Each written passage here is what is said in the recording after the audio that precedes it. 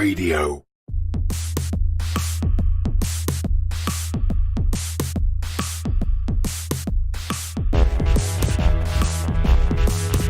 Hello and welcome to Cryptocurrent, the only podcast to bring you beginner and advanced knowledge of cryptocurrency and blockchain, analyses of cryptocurrency markets, and discussions on growing a business within the crypto space. Stay tuned and stay cryptocurrent. Hello, everyone. Welcome to another episode of Cryptocurrent. Your host here, Richard Carthon. And today I have a special guest all the way out in Bali, my man, Jeff Kirdeikis. Man, how do you say your last name? I don't want to butcher that too bad. You know, you're the closest out of most people. It's Kirdeikis. Kirdeikis. All right, man. Well, How you doing today? I'm doing awesome, Richard. How are you doing, man? Man, I'm doing amazing. I'm happy that I got to catch you, man. It's we met almost about a year ago. And since, man, just been able to see all the amazing things that you're doing in the crypto space, blockchain space, entrepreneurial space. You have a lot of different irons on some different fires, man. So can you just tell us a little bit about yourself and give us some background and what you're up to? Yeah.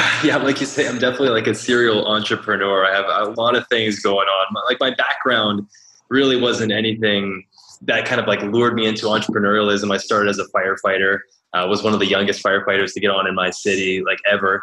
And but just felt like so caught up. They called it the golden ball and chain. It was kind of like this dream job, but it just kind of holds you down. And I just had this feeling like I want to break out. I want to get doing something new. And so out I went into the world trying to start myself a permaculture farm. And on that journey, I discovered about wheat stocks. And in particular, like the guy, Justin Trudeau, was getting elected to Canada.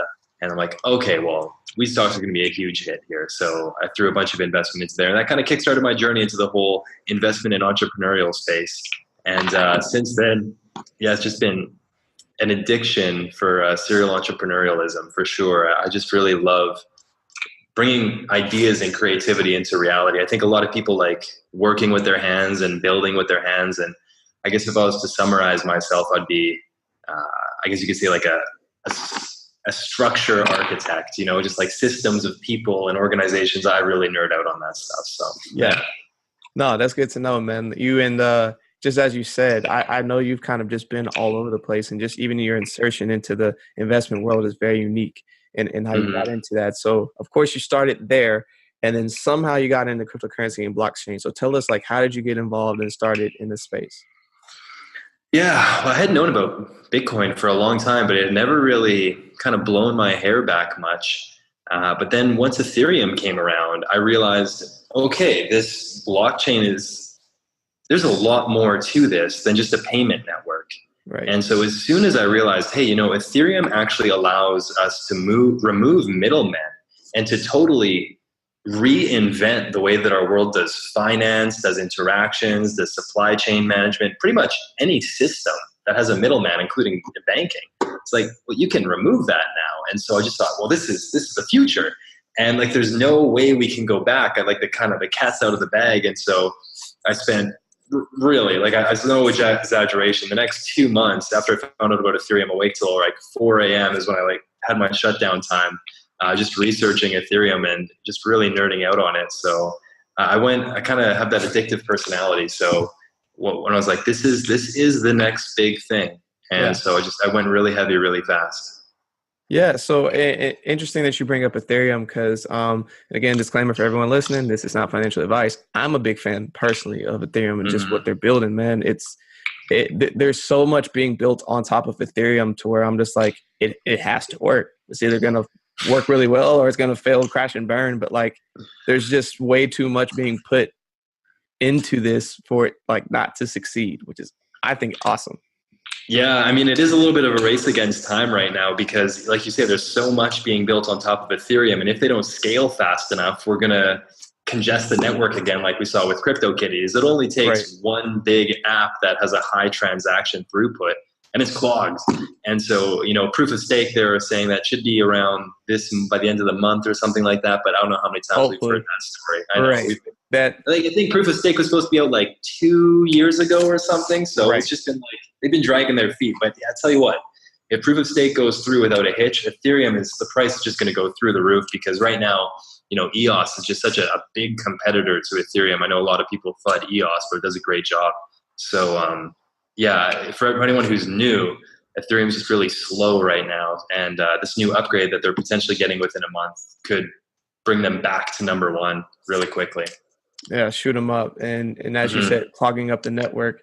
And if you just have that speed, because we're working to try to get to mass adoption, and Ethereum has made a really good, like, just baseline platform that could really help that happen and help that ease of use in a lot of different ways from all the different projects that are being built on top of it. But as you said, it just goes back to, can they actually make proof of stake work? But so now you start looking into Ethereum, you're like, wow, this is really cool blockchain. There's something to this. What was kind of like the next progression and kind of like made you get like deeper into this? Because I know you started getting part of some different Facebook groups and starting to grow some of those and really diving deeper into the space. So tell us about that. Yeah, I mean, the Facebook groups, the Ethereum, the diving deeper, they all went hand in hand. I mentioned weed stocks earlier. Me and my buddies, we chatted about weed stocks till our faces turned blue when we were investing in those. And so just me and my friends, we started, or I guess I started the group Ethereum Investing, invited all the friends in. And so we were just chatting about Ethereum and, keyword Ethereum investing, somebody's searching it on Facebook. And then before you know it, we have 20 people, 50 people, 100 people. And I'm like, should I stop this? Like, this is for my friends. Like, right. I don't know. Is this public or private? And I thought, I'll let it go public and just see where it goes. If I want, I can shut it down and start a new one. Anyways, long story short, that grew to 40,000 people. So I decided, hey, I'll launch another one called cryptocurrency investing. That one grew to about 140 today. And that was kind of, it just was so conducive for me to continue my journey deeper, because then it provided a platform. Like, my big thing is I love to learn a lot. And then just to regurgitate that information in a summarized way, I find it helps me learn it better. And I find people really value condensed information, because sometimes the information that you pick up, it's like 5 hours of reading and I just want to split my head open reading this stuff. It's quite complex. So it's like, if you can't explain it simply, you don't fully understand it. So I really enjoy learning it and then condensing it so that people can digest the information pretty quickly. Oh man, 100%. And like, just on that strain of thought, that's why when I consciously like started this podcast, I wanted to be short, concise, and like to the point, but also being able to have enough depth to where you can fully give value without having to like drag it on and on and on. Because like, eventually you start talking and it gets repetitive and it gets redundant, and you're like you're just dragging me down this hallway. And so talk to us a little bit more about like CCI and how you were able to like grow that. Like, did it organically just take its own legs? Did you like do some things to like engage with the group? What are like the community building tactics that you did to like connect and be able to meet a bunch of people? Because I know through creating huge groups like this, you meet all kinds of people working on all kinds of stuff, and it just opened up new opportunities that weren't even really on your radar. So talk to us a little bit about like how that came to be. Yeah, I mean, step one for sure, the crucial part was just strong SEO, words that people were already searching in. That kind of happened by fluke for Ethereum investing. And then I realized, okay, this is why it happened. So cryptocurrency investing is the logical next one. Right. And so that grew because of SEO. But there's lots of groups online that, are on Facebook that have the name Bitcoin or Bitcoin investment or whatever. And I'm sure, we're both on them and they suck. And it's because there's two main aspects I find that give a group quality once somebody's entered the group. And that's, a moderated, I guess you say moderation, or a quality control filter. That's a better way to say it. And the second thing, leaders in the space who are kind of driving the conversation in a progressive direction rather than just posting memes and jokes. And I think that's the big trend in a lot of these crypto groups right now, is just, maybe it's not even the trend, but it's what it seems that the trend is because of the Facebook algorithm. It's like people post a meme, it gets 1,000 likes. People post an article or a podcast. Like, for example, we post this podcast, it's going to get like, not that much engagement. But then if we post a meme with our faces saying something funny, it's going to go through the roof. So it's right. Yeah.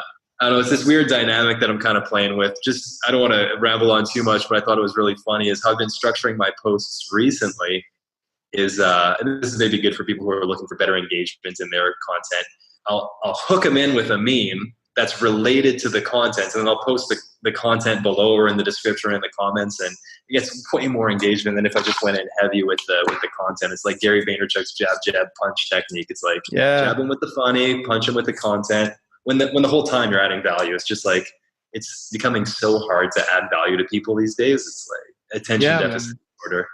Constantly trying to find new ways to get them hooked in and actually pay attention, because there's just so much stimulation out there. And I think, that's even valuable in how you presented that, because I'm sure people that are listening that are trying to get their content in front of people or even just thinking about new ways. It's a good new tactic that they can particularly use. So appreciate you for sharing that. But going back into, so now you're going through the Facebook group, you have a bunch of other groups that you're part of, you're getting to network, meet with a bunch of other people, you're traveling now. Tell us kind of about that journey as like, you're working on some of these different projects, and I know you're working on some different things, and like now you're living full time in Bali. Kind of like tell us about that whole process. Yeah. I mean, to be able to like give an answer that adds value to people, I think the biggest thing is just like becoming genuinely interested in like awesome projects, and realizing that there's so much opportunity in the crypto space for people who are enthusiastic and ready to add value. There's been a lot of projects who are like, hey, we'd like to, promote in the group or do giveaways. And there's a lot that I say no to, but then there's a lot that I look into. I'm like, oh, this is an awesome project. And so then you get talking with them and you dive in, and they're like, yeah, we're like looking for a marketing guy. And so you team up. But to kind of give some context, I was working with this one project called Crowd Machine for a little while. Okay. And there was one guy in the Telegram group who did such an amazing job. He just loved the project, and he was answering everyone's questions. And long story short, he actually outworked me. They hired this guy for a month. We worked side by side. Then they fired me. And I'm like, oh, no way. So it just but it goes to show how like you don't have to have a resume in the crypto space to be able to make these really cool connections with companies. Just be active in their Telegram, their Discord, get in there and be excited, talk about it, share it on social, because they're looking for that. And like with my project Uptrennd, the same. We brought on some people just because they were excited about the project. Right. Those are the people you want on your team. So let's two things real quick. So before I go into Uptrennd, tell us a little bit more about, like, you make a really great point. So people are always looking for job ops, and people are always looking for opportunities to be able to work in this space, both crypto and blockchain. And you laid some really good foundation of ways that you can do that. Just go in and engage, answer questions. Like, you don't have to have a huge background. There's not a lot of people with actual years of experience in this space because it's so new. So people are just looking for people that are fired up, have energy and grit, and just want to go get it. And that's how you can really dive into that. 100%. Yeah, I nailed it. Yeah. And on that trend, so you were talking about Uptrennd. Tell us a little bit about that and what you got going on with that.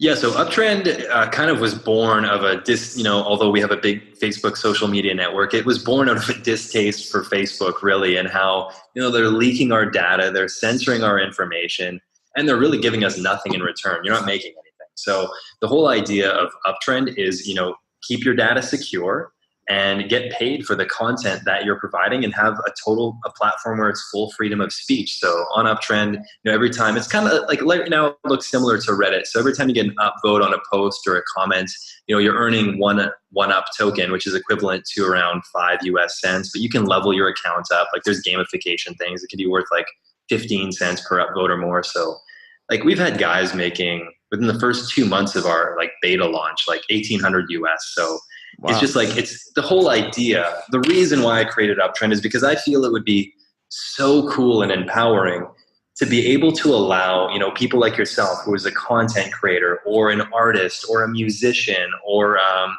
blogger or an article writer. Like, imagine if we could all just live through our passions. It's like, you like creating podcasts? Like, hell yeah, man. Post it on Uptrennd, get it upvoted. That's your salary for the day. Right. If somebody likes taking selfies of their meal or of themselves at the beach, like, post it, get some upvotes.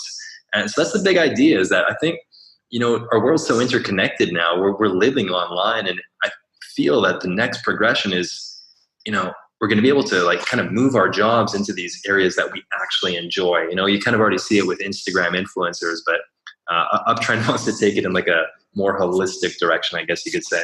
Yeah. And you hit a lot of really cool points there. And the fact that people should be getting like value back for value that they're giving out to the world, right?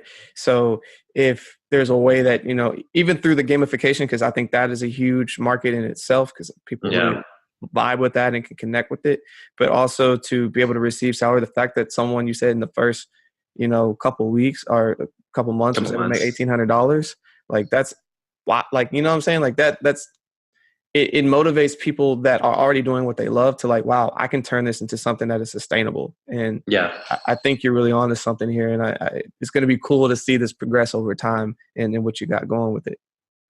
Yeah, we're super excited about it. It's just been this like big bootstrap thing. Everyone on the team's, pretty new to the startup land. So we're all learning as we go.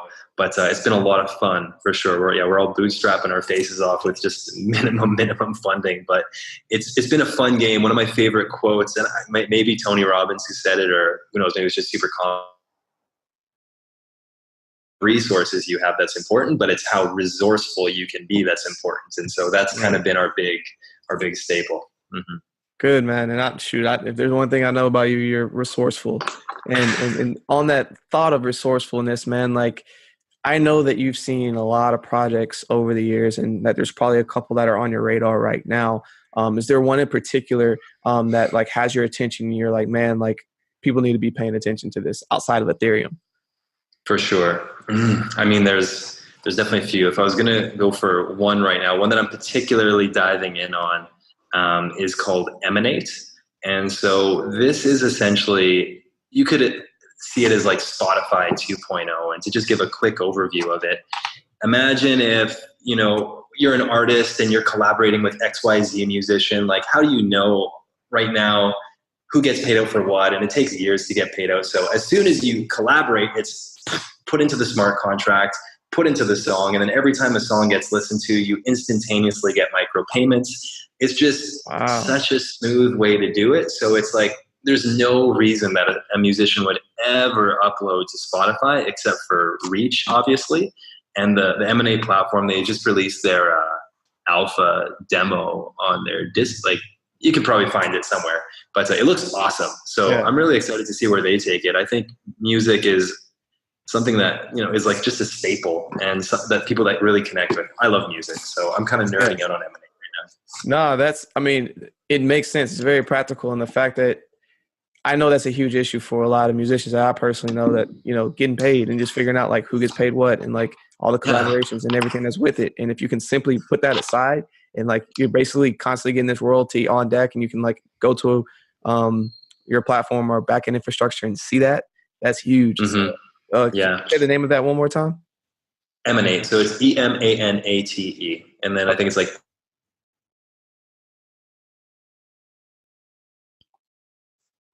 Gotcha. Okay. So Emanate. And so also there's a lot of like cool things that are coming into the space, but there are some things on the horizon that aren't just here yet, but we should probably be on the lookout for. What's something that is on the way that you think people need to be paying attention to in the space? Yeah, two major trends that I'm just so jazzed about. One is security tokens. And the other is decentralized autonomous organizations. I think both of these things are just, DAOs are going to take a lot longer to come into the mainstream, but security tokens are going to be hitting it really quick, really fast. So for anyone who doesn't know, security token essentially allows you to tokenize any assets. So you can tokenize real estate buildings, you can tokenize the stock market, so it trades 24 hours a day. And DAOs, decentralized autonomous organizations, essentially allow you to instead of having like a pyramid shape for your corporate structure, it very much looks like a distributed blockchain where the network makes the decision. So all the users on YouTube would decide what feature gets implemented rather than the CEO. It's kind of the big idea. So I'm super pumped on both of those. That's awesome. And people, if you're listening right now or watching, go check this out. Look more into this. A lot of great things that are on the way. And so first, Jeff, wow, a lot of awesome, like just valuable tidbits in there, man. And it's always great to have conversations with you. But the way I always like to close out podcasts and interviews and everything is to ask for like one final thought that you would like to leave with all of the listeners and viewers today. So what would that be? Oh, that's a good question. I'll relate it to crypto, I guess, and people's FOMO and entry points. That when you think about it, in the cryptocurrency space, everyone thinks, oh, it's too late to get in. The big hype wave has already happened.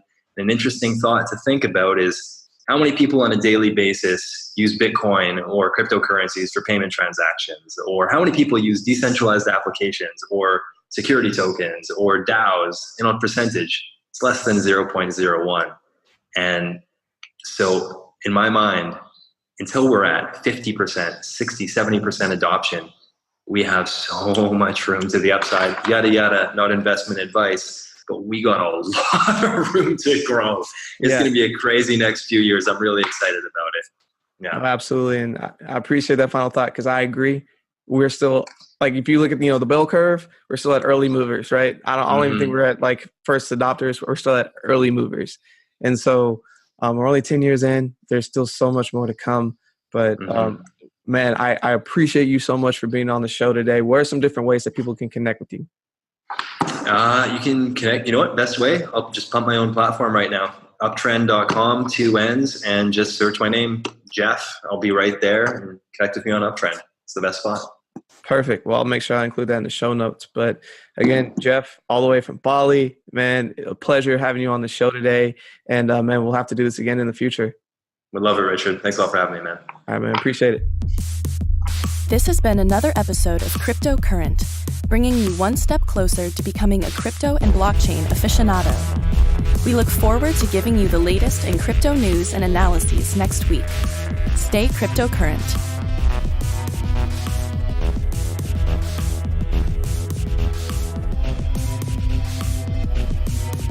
Please use available exits now.